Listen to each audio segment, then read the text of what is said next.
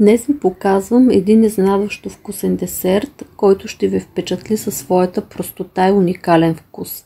Това е шоколадов пудинг с варени яйца и не се шегувам, комбинацията наистина е невероятна.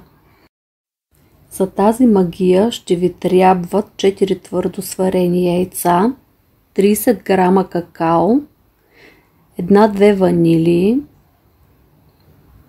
Добавям и 2 супени лъжици мака енергия с вкус на шоколад, мед на вкус, аз използвах около 4 супени лъжици и 120 мл ядково или прясно мляко. Ако е необходимо, можете да добавите още малко и щипка хималайска сол.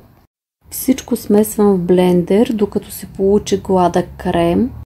Разпределям в купички и за разкош поръсвам с кокосови стърготини.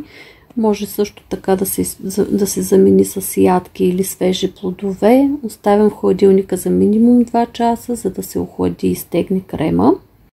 Освен че е невероятно вкусен, мака енергия ще ни даде допълнителен заряд през целия ден. Този десерт е точно това, от което имаме нужда. Здравословен е, лесен и уникално вкусен.